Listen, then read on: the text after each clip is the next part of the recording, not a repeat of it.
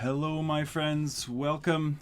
Let's do some visual rhetoric compositing, okay? We're going to take some live action footage and we're going to mess it up. We're going to composite it in a real world scenario with true film and television visual effects techniques. And then we're going to have a little fun with that. So let's have a look at what we are going to build today.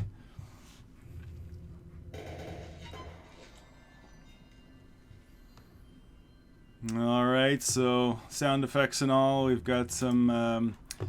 This guy, he's composited. We have our light flashes on the sky, on the walls here. And we also obviously have our big bouquet of flowers coming out, and then our beautiful rainbow wash. So let's get into it. As we know, all of our files are up on Milanote. Okay. And you can get them all here, even the sound effects. All right, folks, let's do this. And of course, when we're doing visual effects, we always, or it is a very good idea to just, well, in this case, this is basically you want to stick with the settings as much as you can. The only thing we're actually using here is a composited element. So like as far as video, so we don't need to go and create a new comp from that. Okay. We can just go ahead and make our own. Like what I usually do though, like if I have source footage, which 99% of the time we have it, and so I need to composite something onto that footage, whether it's an explosion or a portal or something, right? I'm going to always take a composition from the footage because I'm assuming that my client has delivered that to me with the frame rate that they want, right? And if I start messing around with that and the resolution, of course, then yeah, you just want to always do that. But we don't have footage, right? We're actually just going to use this picture, and we definitely don't need an 8K video. Okay, so I'm going to go new composition. 1920 by 1080 will be fine. Maybe let's do a 24 frames a second like he had, and see how it if it has a bit of a more cinematic feel to it. And of course, I want to name my layers Rhetoric, the VR Rhetoric, isn't it? Visual Rhetoric. Nail. And our version number, always. Version numbers. Grr. All right, and just like I always do with my workflow, I'm going to copy that into my clipboard, okay, because I want to save it. So let's, 10 seconds should be enough, but what I usually do is if this is shorter than usual, I'll just blast it up as high as I can. Because it's always easier to reduce the length of a comp than it is to increase it later on. All right, so we've got it. It's ready to go. Now we can start bringing in our footage, our background. S for scale. Zoom that down. Way too big. Way too big. Find what part of it you want. There we go. Just gonna up the resolution there. Good. So, maybe pick a bit more of the floor here. Yeah, that feels good to me. Don't need as much of that as we want. And then I'll bring in my footage crate guy. And he's just going to go pew, pew, pew, pew, pew, and then stand up. We are not going to let him stand up. we are going to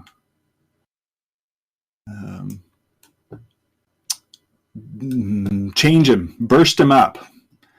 All right, so you can come in, you can see him right off the top. He's really grayed out, right? So we definitely need to match that color, which you will have to do, of course, even if it is a green screen. So, but for now, the first thing, like the things I want to do is just make sure that it's in the right spot. It's as big or as small as it should be. Kind of feels a little big to me, so I'll just scale him down ever so slightly. You know, maybe he's there. I want to just see how he looks when he crouches down, because he basically crouches down right away. I mean, that feels pretty good. He does have a little bit of a shadow, which is very helpful, because it is always kind of difficult to get that out, or to get really good ones.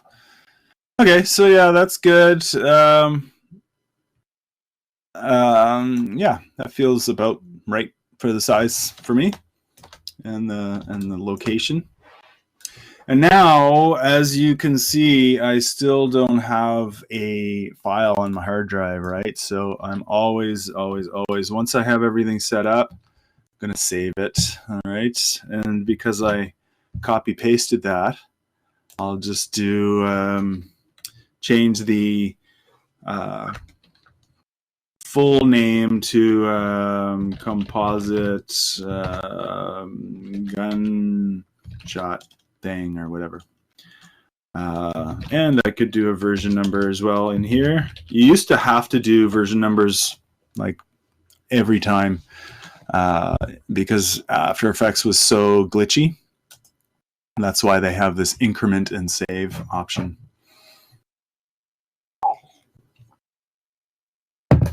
Anyway, let's see if we can add a bit of maybe some color correction first and foremost. So I'll select my guy. I'm actually going to name him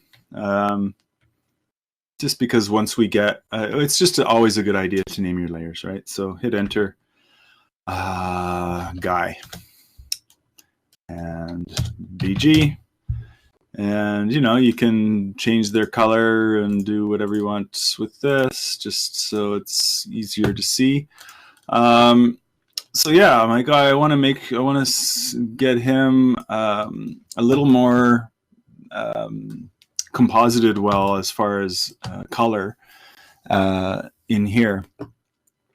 And actually it's Mark Christensen, one of the really cool workflows he does is to go from basically just in effect go to color correction and then levels. Okay, levels has been around the longest, and you can get the most precise results. You could do brightness and contrast if you were in a pinch. You could do hue saturation. But let's go to levels because that's really where the meat and potatoes are. All right, and then it's going to go behind here, and of course it doesn't show our whole thing, so we'll bring it out. So with this guy, I mean, there's not much color information to go through, right? So, but instead of just like saying, okay, I'm going to increase the contrast, so just pull this in like that, and then pull this in like this. And I mean, right away, that's pretty good. Really, that's all you need to do to bring in. I don't even think I would do it on the light values, just because it really isn't quite hot enough for that. But now the blacks match quite a bit better. Okay. But that could be as much as you need to do. I'll just show you quickly, though. Depends on the subject and the color as well. Like he's in full black, so it's hard to do this. But what the workflow is, instead of doing it in RGB, you're going to go through the red, the green, and the blue in the levels effect. So let's start with red, okay? And then what you're going to do is in your composition window, you're going to go and change the color, the colors that you are able to see, to red. So right now we can see RGB, and you can change it to alpha channel if we had it, which this one does, but we want to change it to red. Okay, so now what I'm looking at, I just want to see if this feels good. And I don't like this big yellow. Yeah, good. So now I'm just sort of shrinking it down and going, yeah, this feels pretty good. You know, there's a bit of deep reds. You know, you can tell there's a lot of deep reds up here, a lot of contrast, and that's about as bright. So the brightness values seem to match, but maybe the dark values need a bit of TLC. So that's what I mean in here. Now I'll go in here and bump up those reds. Now you can see, oh yeah, this is matching much better to the ceiling, to the darkest parts. So maybe we want to sort of back that off a bit and find somewhere in the middle. Okay, and then I'm going to do this for all of each one of these. So go to the green, then down here go to my green, and just do the same thing. So in here it's like, yeah, that feels pretty good actually. Well, when I zoom in, I can see that you know, this should be the darkest part here, and I can see that like the darkest parts down here are like jet black. Okay, so I definitely need to bump this up, maybe even more than the red. So yeah, now I can feel, okay, yeah, that's feeling quite a bit better. Let's see how the blue goes. Blue and blue. And yeah, we need way more in the blue, right? Because look at him now, he's like almost completely washed out. And this is we got some really deep contrast here. So yeah, I'll go blast that up, maybe bring this one in too, just so we get those nice deep dark blacks and bright whites. Still, yeah, that's feeling good. So now I'll just go back to RGB and see how it feels. It feels pretty good now.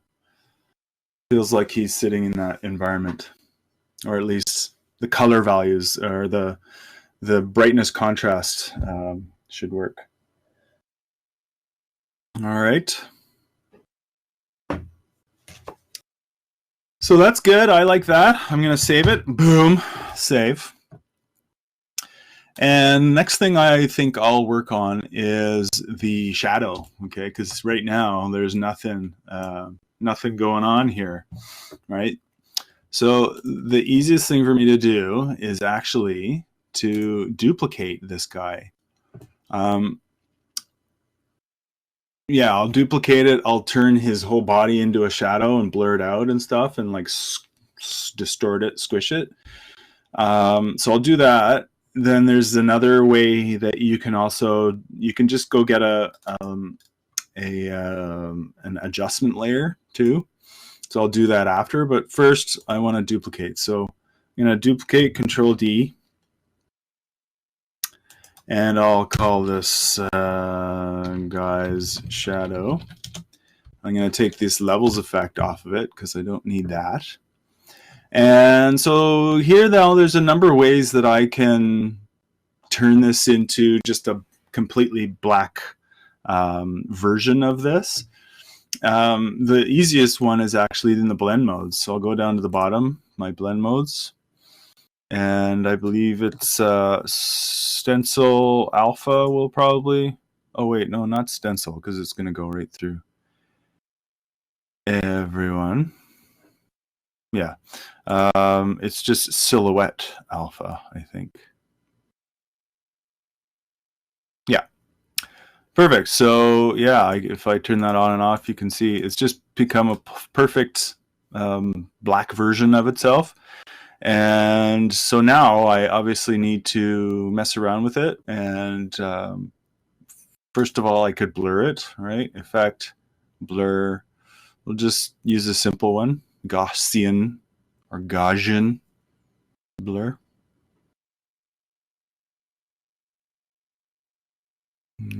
Blast that up quite a bit. I'll turn the guy off for now. Something like this. And then what I'm going to do before I get too far gone is, and maybe I'll actually turn my blur off for now while I'm doing this. And what I'm going to do is actually take this guy and squish him down and basically, yeah, like squish him up.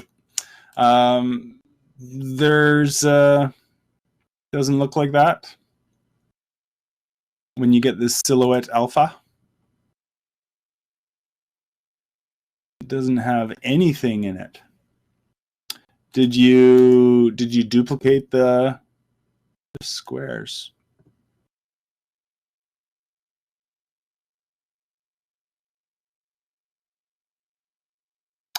Okay.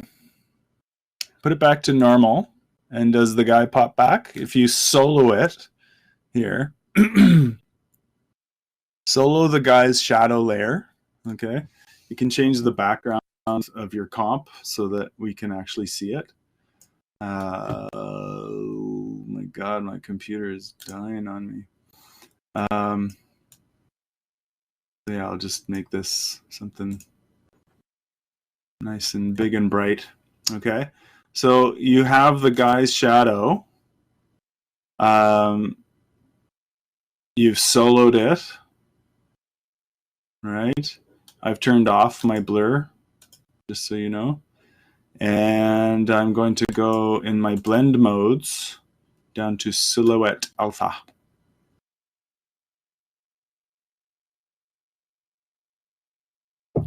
What do you mean by squares, Emily? White and gray squares.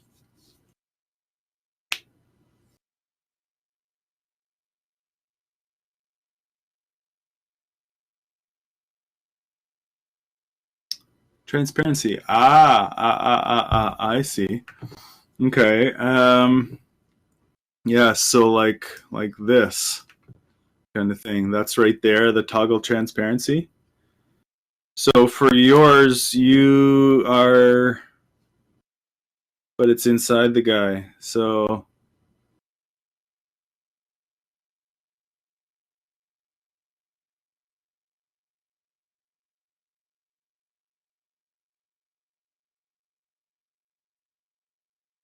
and you did silhouette alpha? Like that. That's what happened. Ah, interesting. Ah, okay.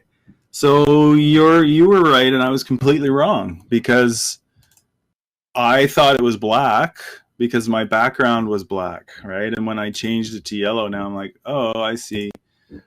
So silhouette alpha does not work. Yes. All right. So stencil alpha. I thought there was alpha add, no. Luminescent, no. Oh my goodness.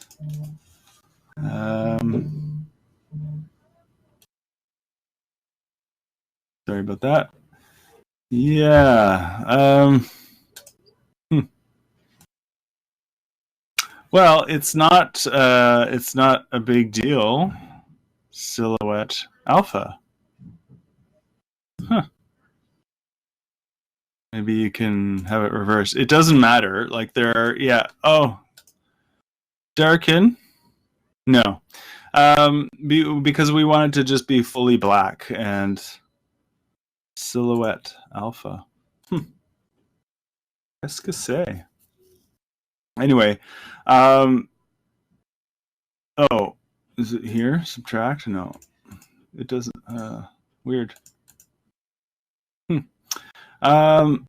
anyway, the easiest thing for us to do, just put it back on normal, okay? And we'll actually just go get an effect. Wow, I can't see anything. Color correction. If it's soloed, it is working. No, just put it back on normal color correction. You know, you could do anything here. Let's just go brightness and contrast just to keep it simple. And yeah, just fire that down to 0. It's still, I think you can just make it, should just be able to generate, well, there's all kinds of ways we can do that. Oh my goodness. It's funny. Exposure, maybe exposure is a better one than brightness contrast. Turn that off. It's finally heated up. Exposure. Yeah, perfect. Exposure. Okay, effect, color correction, and exposure. All right, and it'll just completely remove all light values from it.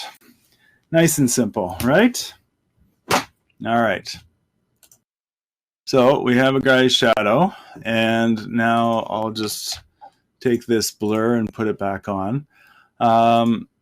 Yeah, so I want to take this shadow now and squish it and warp it and do whatever I want to it. There's a bunch of ways I can do that, of course. I'm a big fan of trying them all out because it depends on what you're doing. So we could try scale right off the top, okay?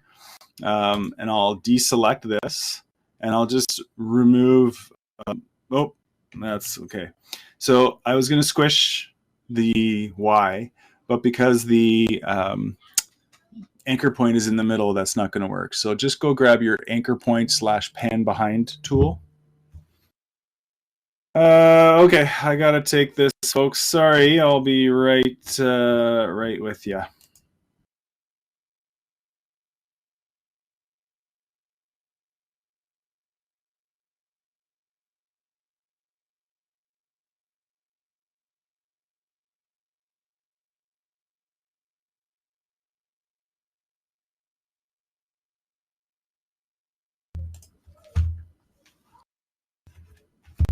Sorry about that. Let's keep going, folks. Here we are. All right. So I need to squish this down by its anchor point. So I'm going to go grab its anchor point here, anchor point tool / pan behind, and just move it right to the bottom.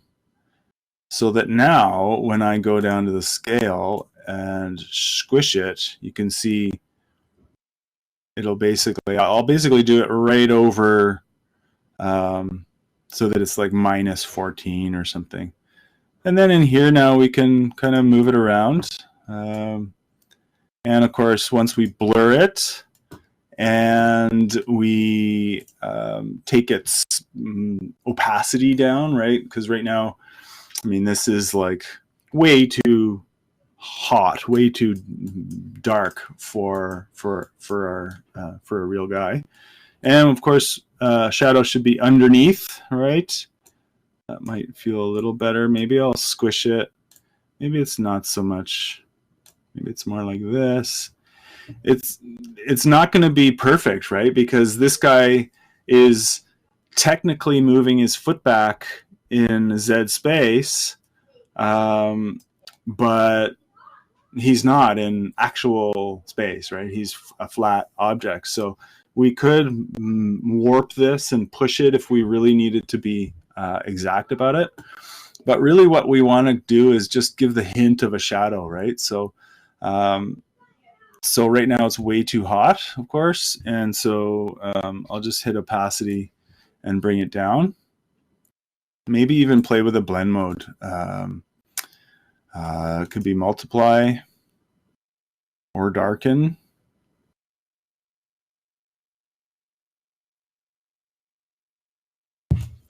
So that you get something that feels, yeah, even that's way too bright.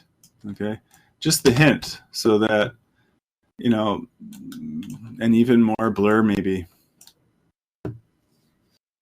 Okay, because really in here there's not much. There's probably windows all along this whole space, and there's not much.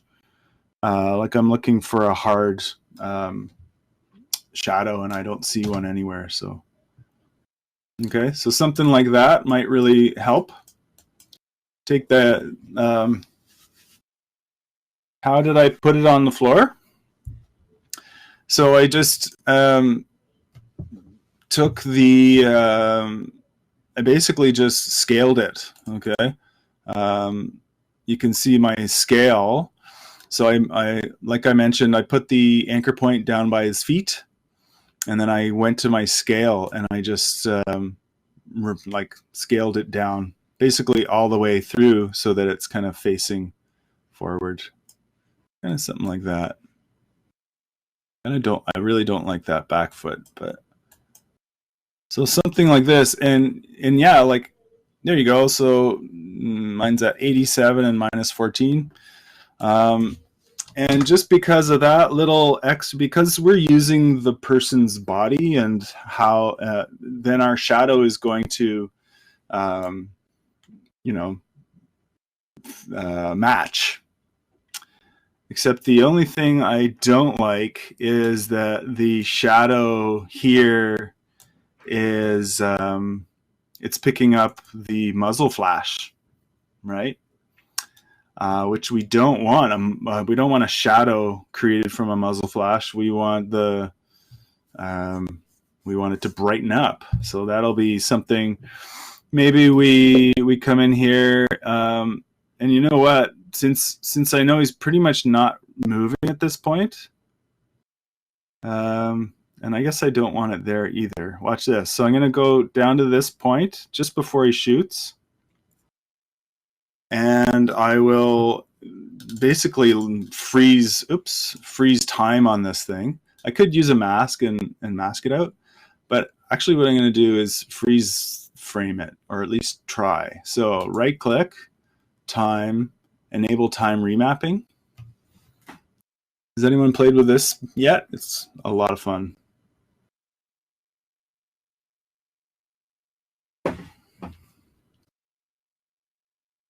So basically it just gives you a keyframe at the beginning and end. Okay, and so now I can basically play with any of these. I can add keyframes, I can reverse them so that my video goes back in time or just stops or whatever. So that's what I want to do.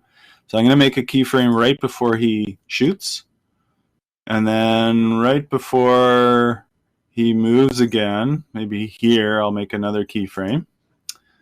And then he's going to move there, and then he's going to start shooting. So I'll make another keyframe, and until he's pretty much done. I think by this time we will have done the, the morph thing, but we may as well just be sure. Our client might come back and change our minds.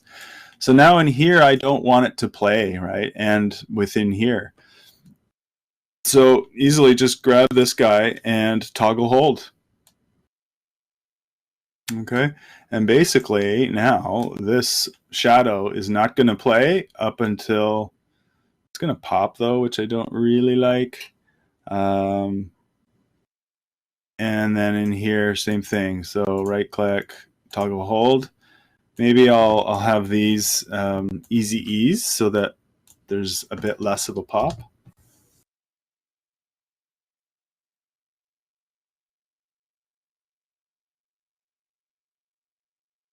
And now it doesn't really match his movement.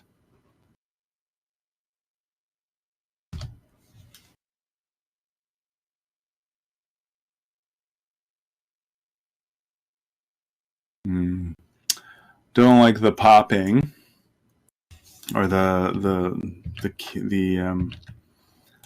yeah, I don't like that much.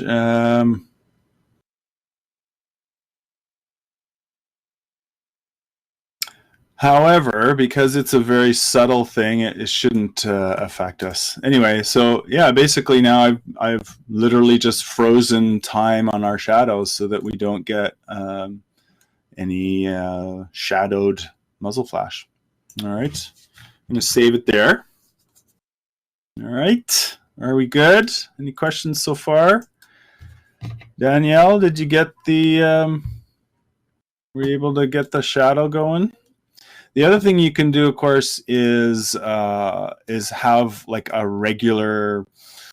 You can add another layer, another shadow, right? So layer new, and I could do adjustment layer, or maybe solid is easier.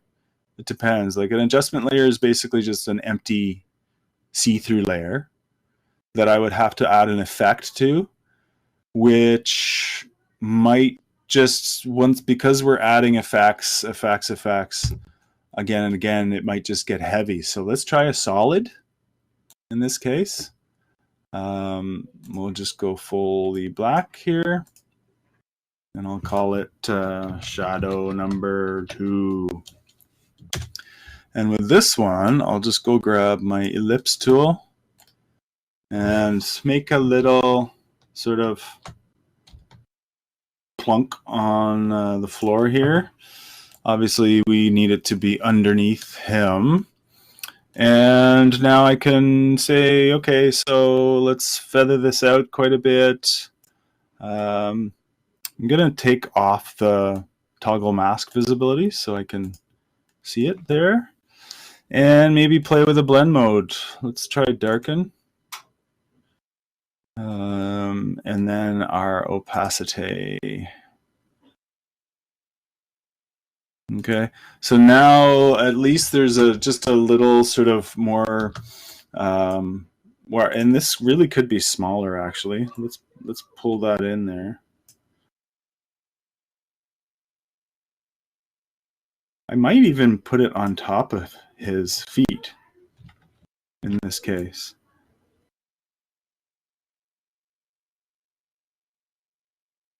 Yeah, I might put it on top of his feet just to give, like, just to hide.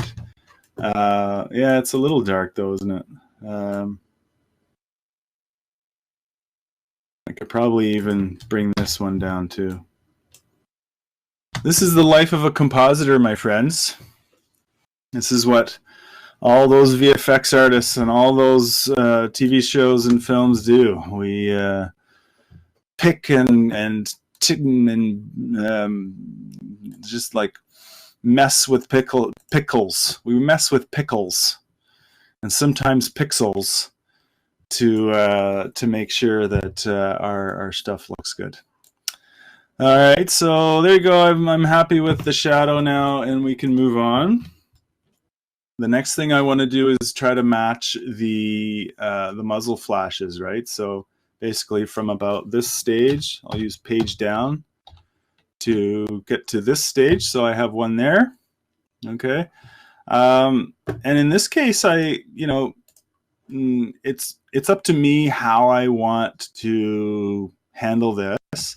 What I would suggest, it's basically, part of being a compositor is just noticing real life things and how light affects things, how something next to something else has that color that bleeds into it, kind of thing. So yeah, so it's up to me. Like, what do I want to do here? Do I want to just grab, maybe I'll do an adjustment layer this time. Okay.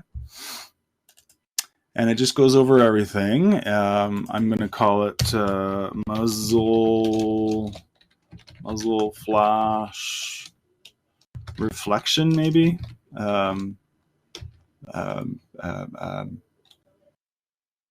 Reflection, I guess, is not the correct term, but at least I know for me now. So basically now I want to go in here and use my pen tool to kind of like slice out parts of this image and make them illuminate when he does his shooting. So I could do it maybe from about here. And then, and so this one's going to be a hard shadow, maybe something to there. This one and this one. All of these, basically the good thing about shadows or about masks is that we can add many to them, yeah, keep building them up and up and up, so that you get exactly what you want. So in this case, these are going to be my full masks, right? So if I look here and hit M, I'm going to leave my mask opacity for this one at 100%. So if I go Effect, Color Correction, you could, here's where you can do all kinds of, it's Adobe, so you can always do 1,000 things. We could tint. Where's our color tint? Is right there. Tint. I kind of have fun with hue saturation sometimes. So or we could, put a lumetri color or a photo filter. There's all kinds of stuff, but we really can get a really bright effect right here, and easily too. So let's try that hue saturation. And what I want to do actually is come into the colorize part, boom, right there, and you can see it's already looking pretty funky. So I just need to match this yellow. So I'm just going to go through. There my yellow went, something like that. And I can boost that saturation until I feel like it's matching. That feels good. Somewhere in between, maybe down with the saturation, but up with the lightness. Yeah, that feels pretty good. Okay. So I'm doing it as much as possible right now, just to be able to see where my stuff is. But yeah, so now now that I can see that, I'm going to go back through here and continue on. So maybe I'll do one on the ground here. Nice big one on the ground. I guess it's going to go to here. Something like that. But this one's going to be a whole lot less. So opacity down to maybe 48% and definitely feathered like crazy. Okay. You can also use masks to cut out other masks, right? So you saw me, this one's really very hard and like at the top. It doesn't, like if I deselect, there's no way that looks like it should, right? So what I'm going to do is actually use another mask to blur this out. So I'll go make that a big one.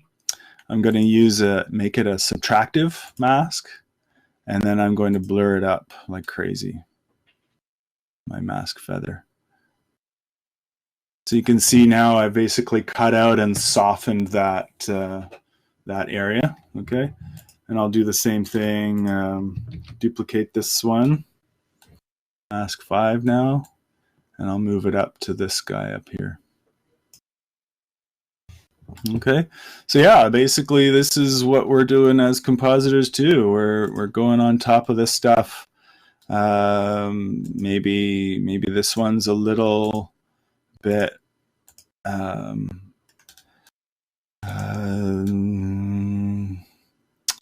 we can take this opacity down ever so slightly. That one gonna subtract here too. Maybe if I put it here. Yeah, so stacking order makes a difference too, right? You saw me, I moved that mask 4, I moved it underneath this one, and now it helps quite a bit to lock that off.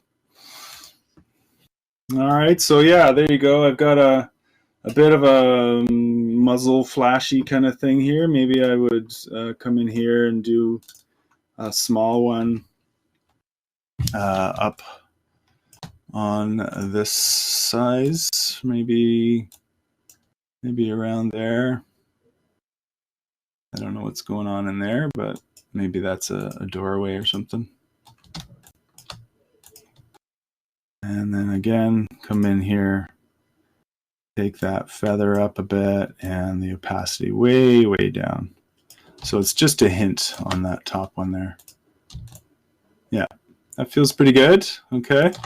And then I just need to basically have this muzzle flash layer either on or off while that's flashing, right? So I'll go page up. It's not there. Page up. It is there. So I'll hit the left square button. And I could go through here and chop up the layer and have the layer on, off, or just have like individual frames. So if I go down, yeah, I could go Alt and right square bracket to chop this thing. And now I have basically, this thing just poof, it's on for one single frame, right? Okay. So that is one workflow, but really it's probably easier for me to just go to opacity and make it, make it a hold keyframe. Okay. And yeah, I'll just extend this out so that I can basically just go here now, go, okay, so it's done. Next one, it's up, and it's up, and it's down, and it's up, and so on. This is where I fast forward on the recording.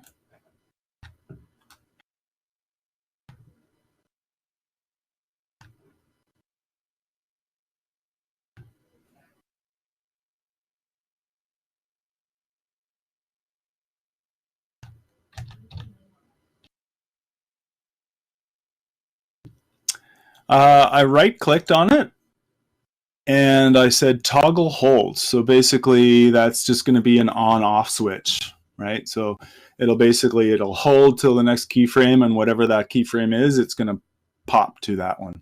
Okay. So yeah, right-click, toggle hold, and then yeah, just go through here and keep going. Sure. Just let me finish it off so that people who are okay. Yeah, I'm happy to do that though, for sure.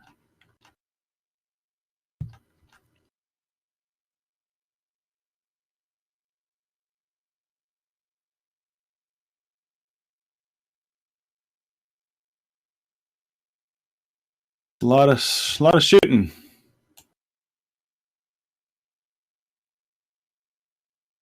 Good. Finally done. So you saw, if I zoom in here, you saw when I first started, regardless of what the opacity says, I basically set up the whole thing to be fully on. Okay, I'll probably reduce it even further, but I only want this to be on when he's shooting, right? I want it to look like it's lighting up the area here, right? So in order to match that, I'm just going to go through frame by frame using opacity. Okay, so I made a keyframe right off the top, and then I right-click on that keyframe and say toggle hold. Okay.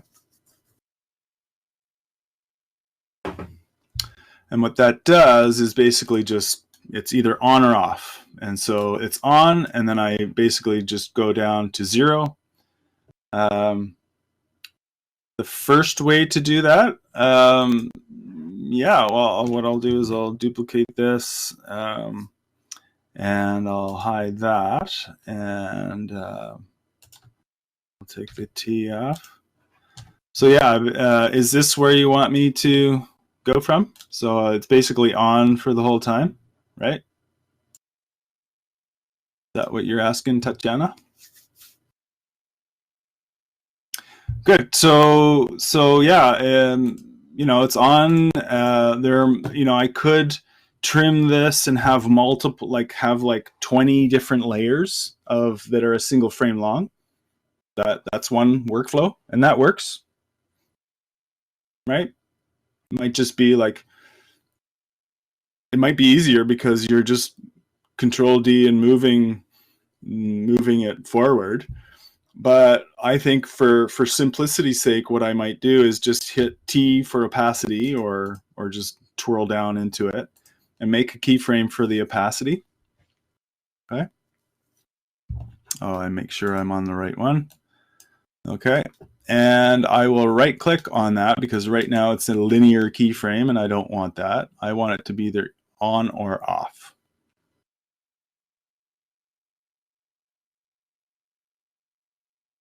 Okay. And then I'll go forward. I'm hitting page down to go forward by one frame. And then I'll just go boof down. And you could come in here and copy and paste these keyframes until and maybe that's what maybe that's easier. Copy paste, copy paste, copy paste, and that's probably an easier way to do it. And you're just going through that whole thing. And just like you saw me saw us previously, or sorry, saw in that video, is that now that we've done all this work, we're going to take it down so much that you can almost not see it. Okay, and that's the life of a compositor. So I'll maybe I'm not going to go with opacity on this, right? That's not going to work for me now. That I've done opacity here. I could do it here more, maybe. I was thinking maybe a blend mode though, so I'm going to turn that off. I'm going to hit Shift and plus to go through my blend modes. And add is too much. Lighten is nice. I actually like lighten because see how the saturation here? It's really quite ugly for this desaturated scene. So watch if I put it on screen now. It's a nice, a little lighter kind of thing here, and yeah, I like that much better. Screen is working for me, and then I'll just take I'll do it in here again, just like just take it down even more.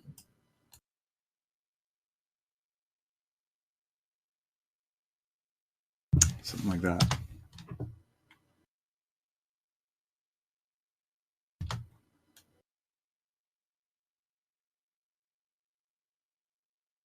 Yeah. So the good thing about using this one single mask and the opacity levels on those masks is that you can have some parts that are brighter, some parts that are not so bright, and yeah, get something that feels good. I'm gonna take that down even more. All right, my friends. So there you go. That is getting our muzzle flash, and we're going to save that. All right. What was I going to do next? You can see here, basically we're done by the time he's done that, right? So I don't want to be here watching the guy shoot all day. So maybe we'll go here, and then he'll start shooting, and maybe by about this stage. I mean, this is up to you really when you want this thing to magically evolve or magically change. And maybe I'll make a marker actually. So that's the asterisk key right in here, right somewhere like that. I'm going to hit the asterisk key on my number pad, and that's going to make a marker right up here. You can also go right over to the right here and drag out markers, and they have numbers, which then allows you to I'll hit the number 1. I think it was Control 1. No, that's not it. There's a way to use that as a keyboard or to go 1, 2, 3, 4, but I can't remember what it is right now. All right. All right, thank you for that. Yeah, no worries, my friends. So yeah, we want this to evolve now. So I guess we do need to go grab that. Oh, where's my flowers go? Where did my flowers go, folks? I thought I had it. There you are.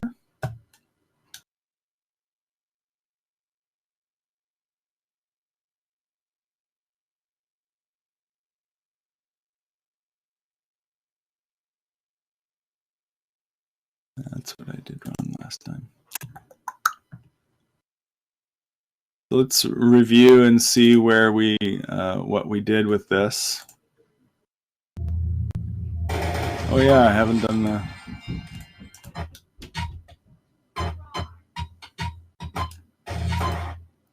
So you can see basically I have it this, it happens very quickly, but I'm using, some scale and then some puppet pin tool on our flowers. But one thing I didn't do was light wrap for this one. Oh, and the other thing, I don't even think I did this on the background here. One thing we absolutely have to do, okay, is bring the background to life, right? Because this is supposed to be a video.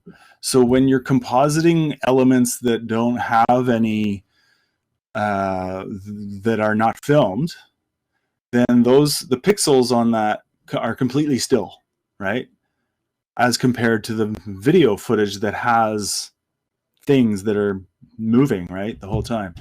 So I'm going to go onto my background layer and I'll add some noise to it. Okay, just straight up noise. We can use grain. There's match grain whenever you have a video file. I'm not going to try to match his. I don't think that's going to work. But yeah, just a straight up noise. Okay, just a regular old noise will do us great, because what it'll do, like if I ramp this up and I'll solo it.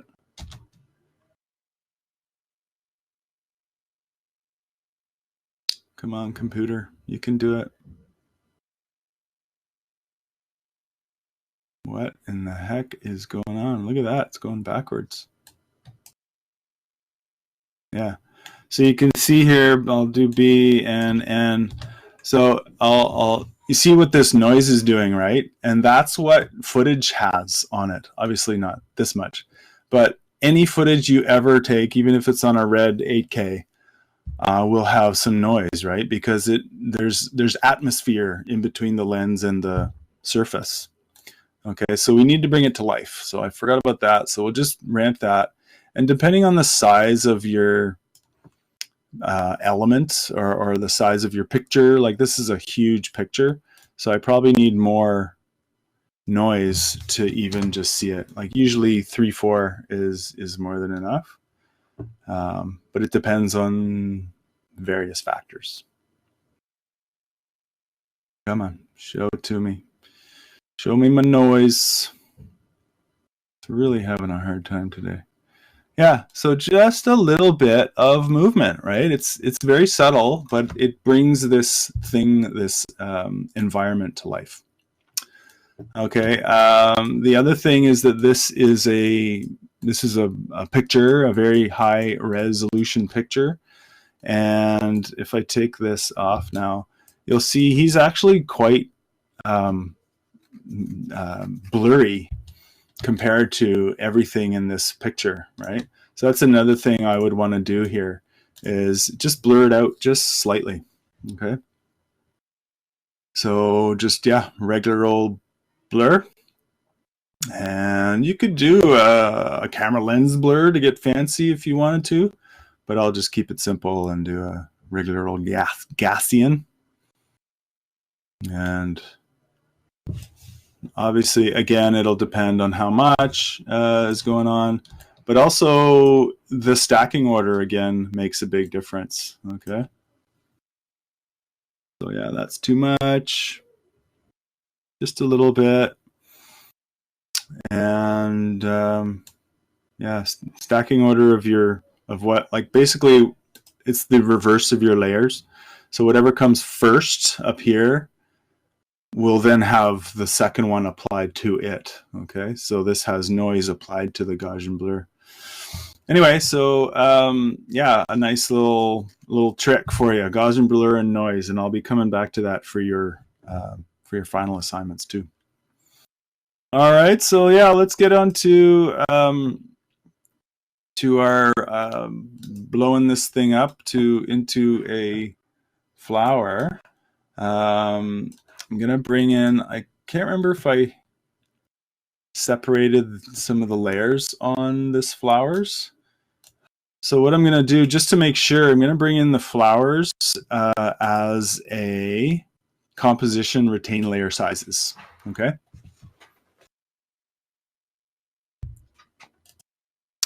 And because I'm not sure, I think maybe I made a couple of basically this is a picture that I took into Photoshop. Editable layer styles, I don't think we have any, so that's fine. And now if I open this flowers up, you'll see that we just have one layer. So I was wrong. So we don't need to, it didn't need to be a comp. But since it is, and it's quite a large comp, interestingly, so let's just grab, well, what I want to do is, in this composition here, I want to make it a whole lot, like make this comp a whole lot smaller. And the easiest way to do that, like with an image, is actually to go here. You'll see region of interest. Okay. And I'm just going to click and drag so that I only see this part. Okay. And then I can go up to composition, crop comp to region of interest. Nice little trick for editing this stuff. So I'll just leave that there. And now I'll bring in my flowers, which of course are gigantic. And we need this to, of course, rotate, scale. I guess we're going for something around that size, so that works. And same thing for this one here. I'm going to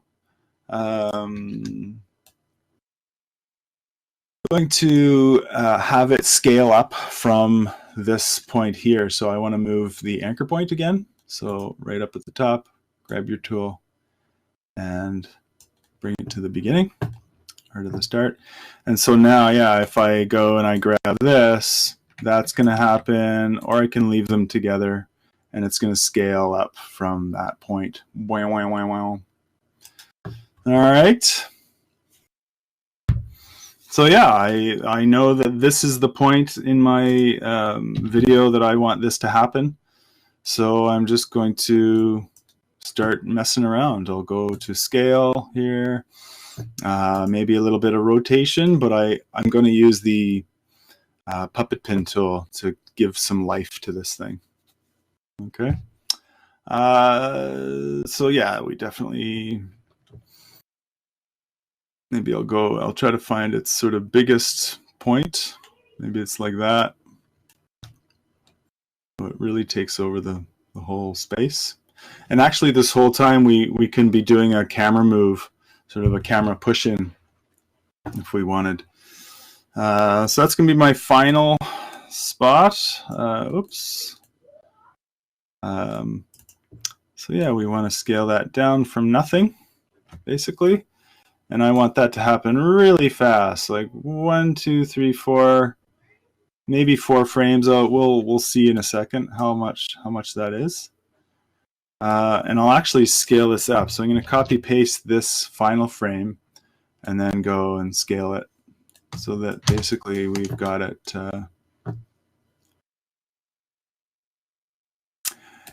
Yeah, you can see now my computer's having a hard time regardless, but if you are, if we're compositing, we're going to be adding lots of effects, right? And the next thing is that, but I'm not doing the compositing right now. I'm doing my animation here, right? So what I suggest is to take the resolution down at least to half. And what you can do also is turn off the effects on all your layers. So just go whoop to everything, and then your work will go that much nicer, that much smoother. Okay, so the still a little too slow. I want this thing to just smash out of his gun completely. Maybe this is a little longer. I'll ease that too. That feels good.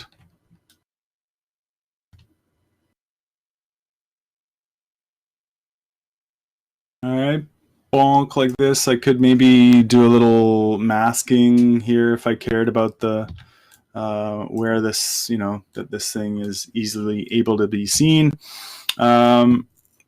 And so now I can add a bit of rotation if I wanted to. So maybe this goes maybe down a bit, maybe goes up a bit, and maybe goes down a bit.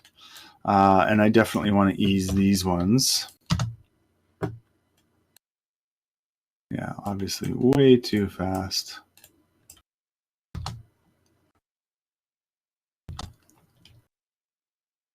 Yeah, that feels pretty good actually.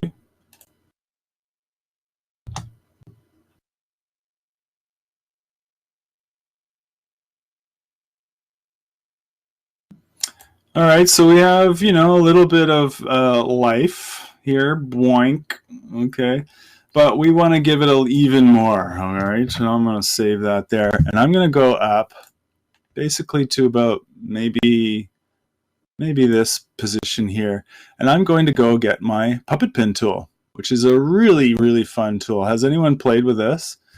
You can really have a lot of fun with images, videos. You can actually animate characters. And actually motion or visual effects artists use it as well, which is really cool. So I'm going to grab my puppet pin tool. Come on, puppet pin tool. I know you want to play.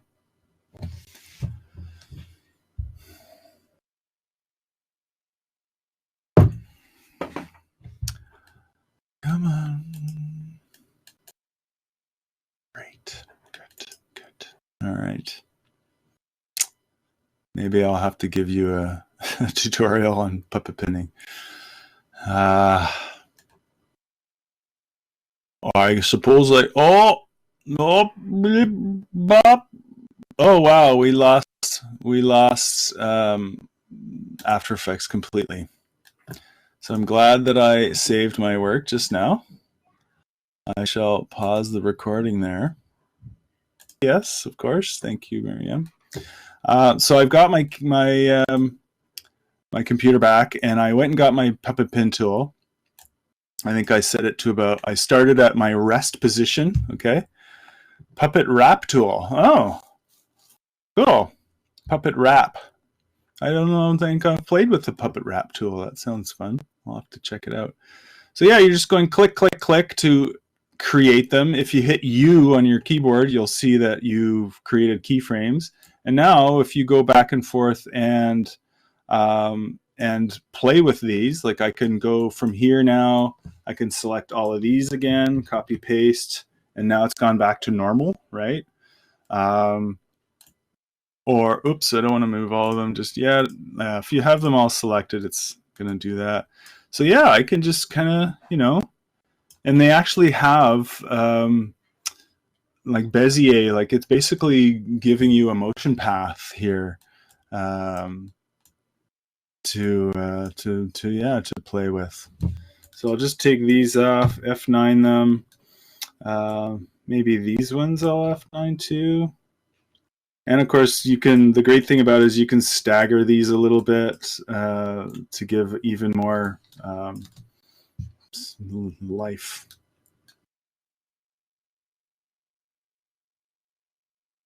Okay, so really very very versatile. Maybe that was a bit too much.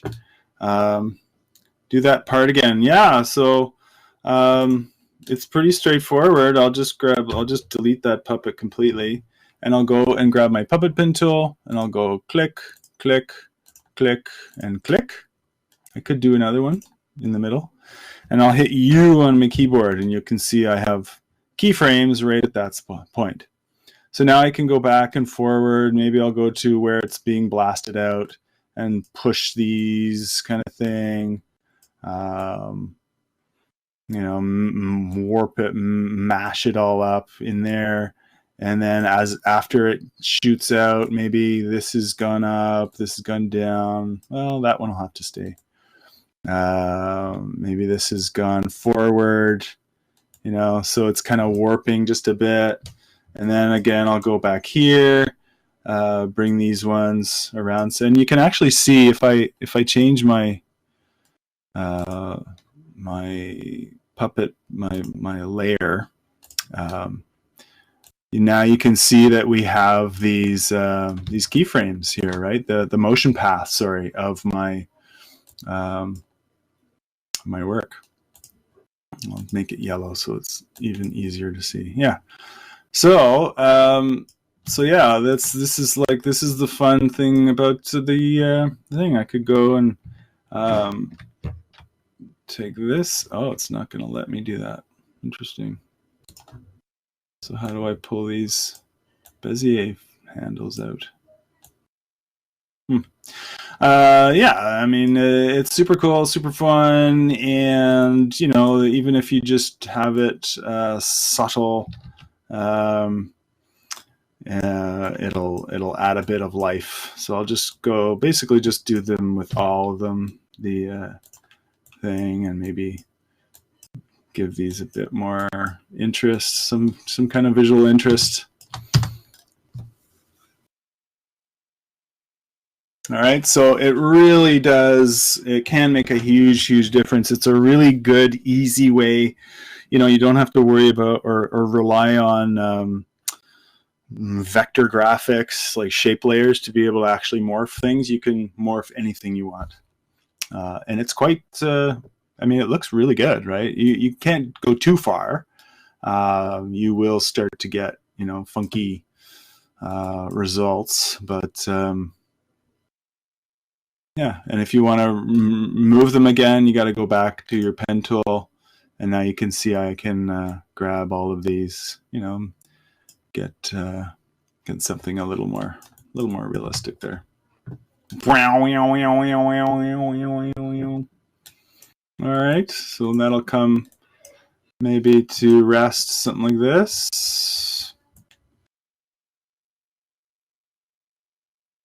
So yeah, lots of stuff at the beginning, and but we just want a little bit of time at the end. I might actually have him.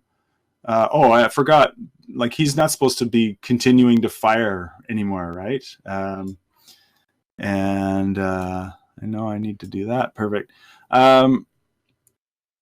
So what I'll do is I'll alt left square bracket to trim that. And so, yeah, I don't want him to continue to fire, right? So I want this basically to be the last muzzle shot. So all I'll do is just take the guy and right click, time, and freeze frame. Oh no, don't do that. Because that'll just turn the whole thing into a still frame, basically. So we need to enable time remapping again, and just click, make a keyframe where you are, and then right click and toggle hold.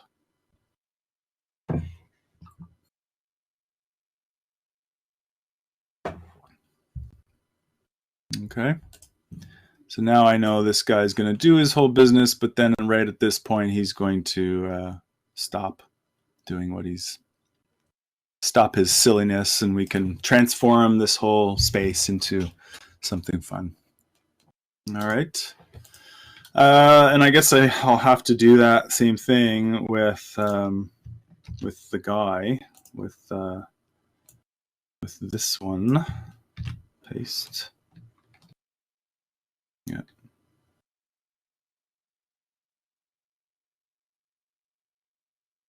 Yeah, so that's going to stay there too. Good. And I don't need that one. There you go. So he's going to be still, and now we can, do our metamorphosis into the other environment. You'll see from this one that I did it. I had the sort of the wash that's in here. I had it actually starting before he does his last shot there, just to give a little bit more of a nice transition there. Oh, and I just realized I didn't put the actual rainbow wash that I used.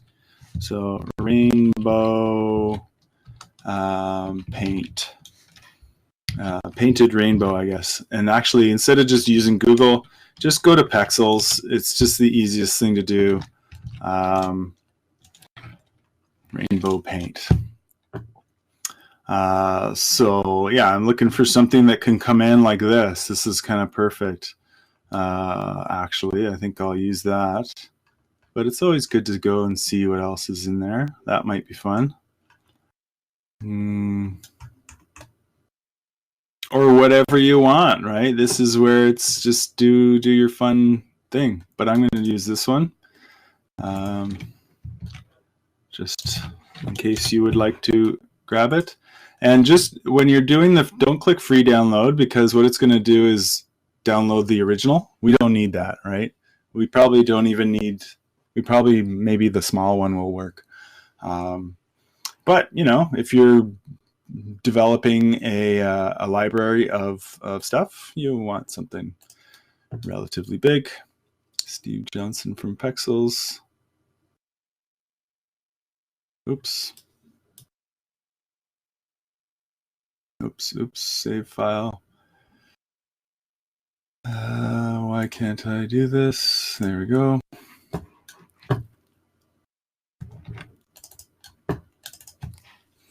All right, so I want to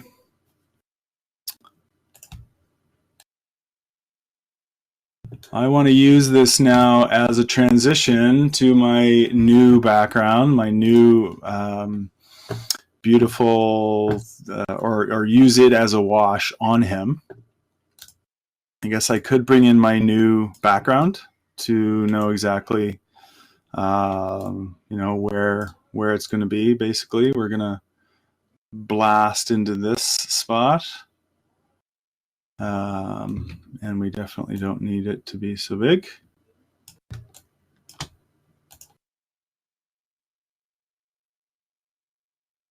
And of course, we want him to be on the ground.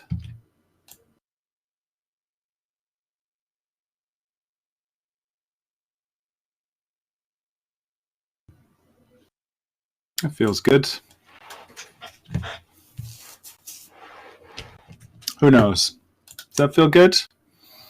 And we do, we can play with whatever we want as far as a transition here, right? There's quite a few ones that work quite easily here, baked into After Effects. So let's go have a look. With that one selected, that's on top, I'll go up to Effects. And what are we looking at? We're at right on time. So go to Presets and then Transitions. We could play with wipes or movement or whatever, but really they're pretty bad for the most part. So dissolves are usually really good. It could be unmelt, I kind of like. But, we could, maybe overexposed could be a good one. So that could be fun. And obviously that's way too slow. So just quicken that up a bit. And if I add a nice sound effect, that might feel good.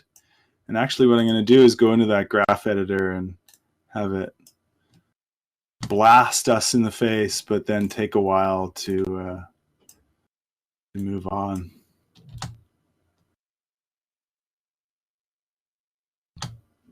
I don't even want anything at the beginning there. Just boom. Okay. So that's my transition. Now we're in nice La La Land. But as we're doing this, I want to have this this sort of wash come over him, this guy here. All right, so I'll save my work and I'll grab my guy. And at this stage, it depends how I want this to work. I think my best option in this case is to probably just split the layer and continue on from there. So you can go with the layer selected, go up to Edit, Split Layer, Control Shift or Command Shift D, okay? And you'll see what it does is just splits it. So now you have a brand new layer. And in this one, I'm going to bring in that wash right underneath it. Okay, I'll have it start right at that point. And wow, it's really big. So definitely want to bring that down just so it covers his whole thing. And I'm just going to have it go right in over him, right? So I'll go back over to my blend modes and change this to be a track matte of that guy. Okay, have I chatted about track mattes? I think I'll be, if I haven't yet, I will be for sure. But this is a sort of crash course in it. Okay, so in our blend modes, I want to have this using the alpha channel of that other layer. So alpha matte, boom, and you can see right away it just takes over the whole thing. Okay.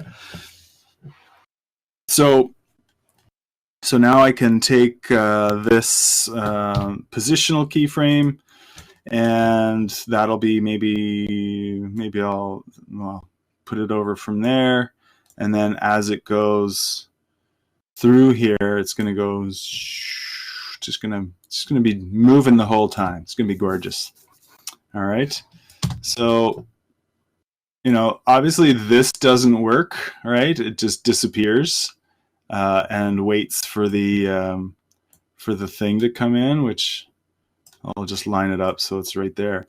So obviously that doesn't work, right? So what we can do is have this this original layer that got split, we can just pull that out so that it's still there, and then this thing takes over. Okay. And now is where we get into, how do you want this to work? Do we want to put a mask on this this guy here? I might actually go in here and double click it, okay, to open it up in its own layer. And I'll go grab my pen tool, and I'll just sort of, put a bunch of paint strokes,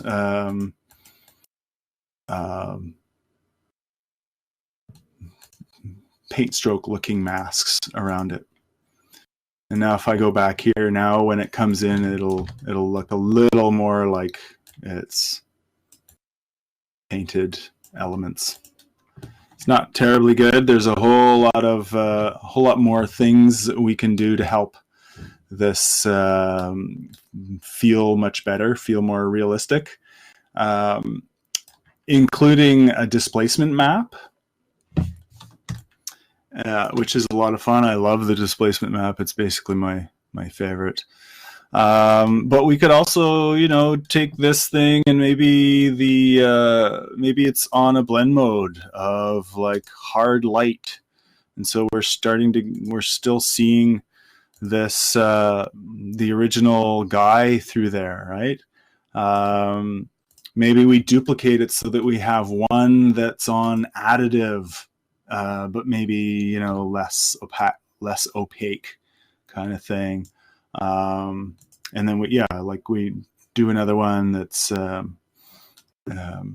maybe multiply. Well, that's kind of useless. I think overlay is always a good option, sort of in between there. Okay.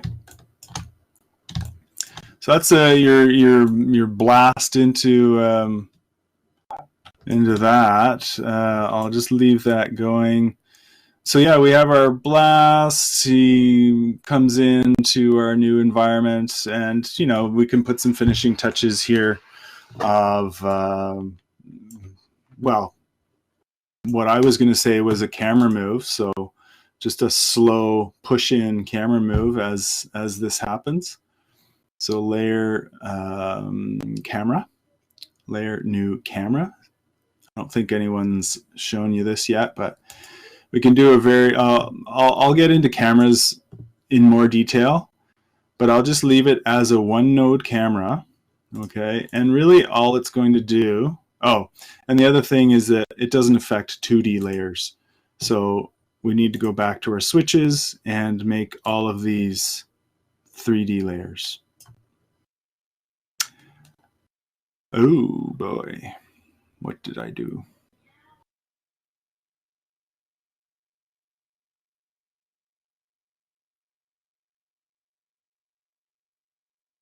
Doesn't like that.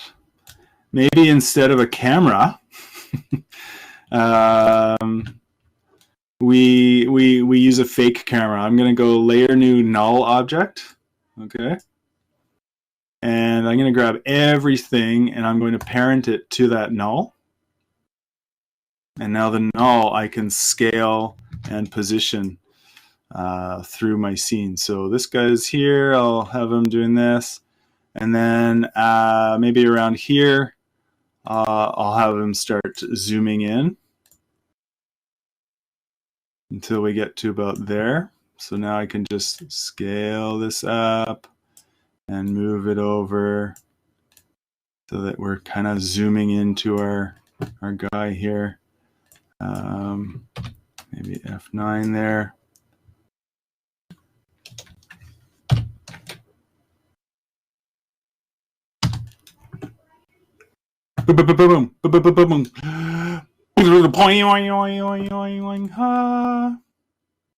Okay, so see this, even if we did a much more subtle camera move, where it's only like 20% or something, or 15, even that just gives us, well, maybe not that much. Oh my goodness, that's a lot. Oops. Maybe a little bit there. So just so that we have a little life to the to the scene, and it feels more like a full composite. All right. And of course we need all of our effects back on, and we'll be rocking with our flowers. How do we do, folks? Good, I hope. Go from ugly nastiness to, hopefully something fun and possibly funny, but definitely full of rhetoric. So I'm going to save that there. After we go from this point and we all kind of come to a stop, this is where maybe we have, I don't know, you could just have it fade away. You could put an adjustment layer over everything and fade it out or blur it or do whatever you wanted to do with it. All right. I'm going to stop there. Oh, yeah. For sure. Basically, I can do it right now. We have 3 minutes. Let's do it. it's like I said, my favorite thing, and it can give you such really good results. I'll actually be getting into it a lot for our shape morph. Okay. But what I wanted to do was on this layer here, okay, as this thing is scooting in, and it's just to show you, oh, that's not it. I want this one. Just to show it more, so it's, yeah, so it's easier to see. What I'll do is I'll select this layer, okay, and I'll go Effect, Distort, and Displacement Map. Okay, and what it's going to do is magic. So, seriously, you're not going to show me my effects panel now? My goodness. Thank you. So what this is going to do, we pull it out, is what we need to do first and foremost is point it to the layer that we want to map it to. So it defaults to itself, which is completely useless. So we want to map it to the guy, right? We want to have our shape or our thing, whatever it is, be affected by that guy. Okay.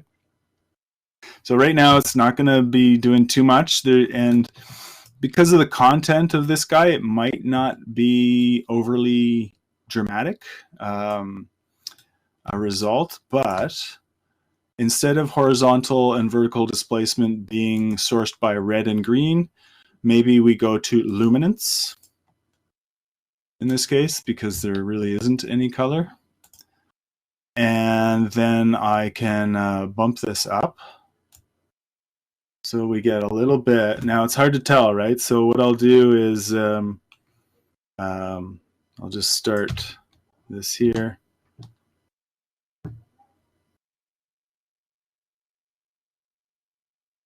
Yeah, it's kind of hard to tell. I think just because it's moving too much. Here I'll show you in a better way, because it really is cool. So I'll bring in this, okay, this awesome drawing, and I'll just go like paint.